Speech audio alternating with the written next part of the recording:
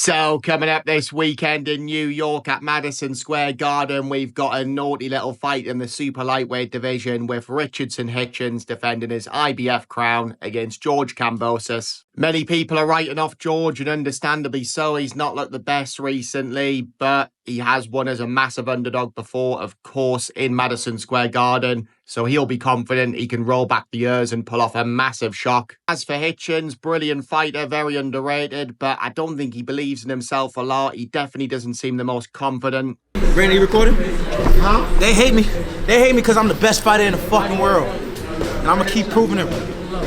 140 world champion, only fucking world champion from New York City right now. Who doing it bigger? Who doing it bigger? June 14th. Make sure y'all tune in, baby. Jesus Christ, he chats more bollocks than I do after 10 bags of Pablo, but fair play, you've got to admire his self-belief. And to be fair to him, he's not put a foot wrong in the professional ranks. He's currently got a record of 19-0 with 7 wins coming via knockout. Last time out, he had a career-best performance against Liam Parrow, defeating him via a split decision. I thought he won quite comfortable in the end. I thought a split decision was a bit harsh on Hitchins, but nonetheless, the right man won. He outboxed Parrow. His footwork was fantastic, brilliant hand speed. He's technically very good, very defensive, not a massive puncher, but he is very hard to beat. The problem is with him, we just don't know how good he is because other than Parrow, his best win is probably Jose Zepeda, who was well past it then.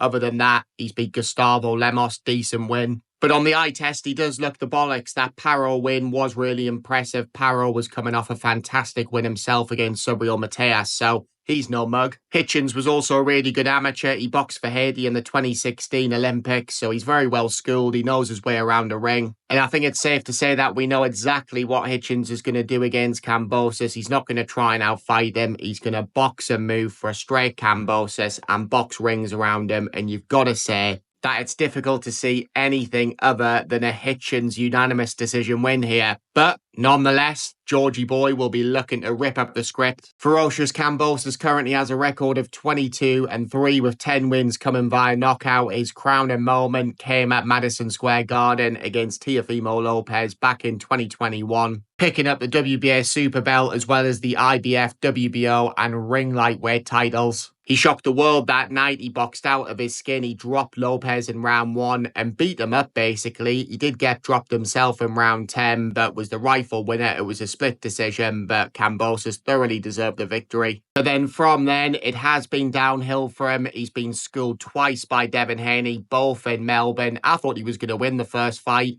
I was so impressed with him against Lopez, but he got dominated, and it was basically a carbon copy of their first fight in the rematch. And then after that, it was another lackluster performance against Maxi Hughes. He won a majority decision, but most felt like he lost. I certainly did. I thought Maxi was so unlucky not to get the win there. And then he got stopped in 11 rounds against Lomachenko. No shame in that. Loma is an all-time great, but that was literally Lomachenko's last fight. He's since retired, so that doesn't look great either. But then in March of this year, he did come back with a win against late replacement Jake Wiley. So he is coming off a victory. He looked decent that night. Not a fantastic performance. He was meant to be fighting Dowd Jordan, who was forced to pull out due to injury, so it was a complete different style, Jake Wiley. I think that probably threw off Kambosos a bit. But yeah, it is hard to make a case for the Aussie. I mean, if he can roll back the years and fight like he did against Teofimo Lopez, he's got a really good chance because he is literally, as his nickname says, ferocious. He comes forward, lets his hands go,